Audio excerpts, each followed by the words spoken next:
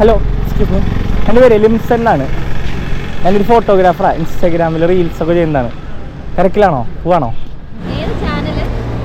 ഇൻസ്റ്റാഗ്രാമിലാണ്, പേജാണ്. ലിംസൺ എന്നാണ് ID.